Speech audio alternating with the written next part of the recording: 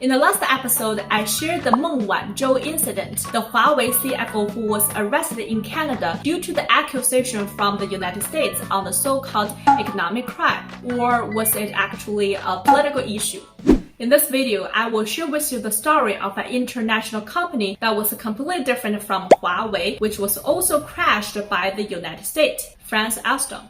Alstom is an electric power giant that was once ranked second in the world. However, in April 2013, Federico Pierucci, an Alstom executive, was handcuffed by the sudden appearance of the FBI after arriving at New York's Kennedy Airport on a business trip. He was detained by the U.S. Department of Justice without any explanation. In October 2013, Alstom could not withstand the pressure of the United States and announced the expulsion of Pierucci and ceased providing legal services. Since then, Alstom has been acquired by General Motors at a low price and fell out of the Fortune 500. Similarly, in Huawei's story, if Meng Wanzhou case cannot be resolved cleanly, it means that any entrepreneurs, scholars, scientists, or international student from China or any country could become the next Meng Wanzhou. After Meng Wanzhou was detained, the Chinese government asked Canada to immediately correct its mistakes, lift arbitrary detention, revoke the arrest warrant and extradition request, release Meng Wanzhou, and allow her to return home safely. During the visit of U.S. Deputy Secretary of State Wendy Sherman to China in July this year, the two lists proposed by China to the U.S. clearly requested to revoke the extradition of Meng Wanzhou. As the truth becomes clear, many people in Canada have also called for Canadian government to terminate the process of the extradition of Meng Wanzhou. In August this year, nearly 15 million people signed a network signature initiated by the Chinese media in just a few days, demanding that Canada immediately and unconditionally release Meng Wanzhou. Finally, on September 25th,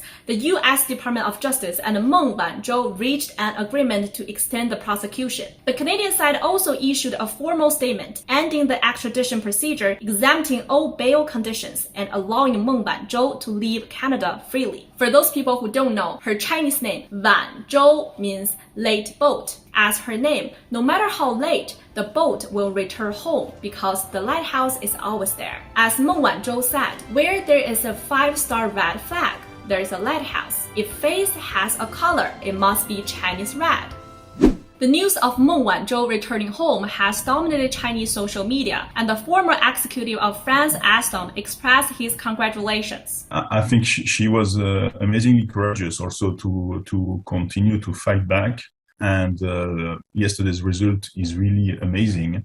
So I think she did the right thing, not to give up.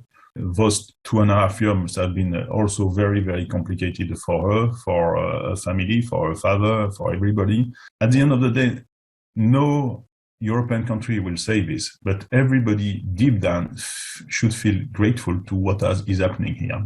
A famous artist also drew a picture to conclude the Meng Wanzhou incident. On September 25th, with the unremitting efforts of Chinese government, Ms. Meng Wanzhou will return to her motherland. The big angular fish with U.S. national flag painted on its skin, jumping out of the water with a maple shape. The light on its head is a U.S. dollar, and the Chinese rescue helicopter is taking Meng Wanzhou home, leaving the ankle tag behind.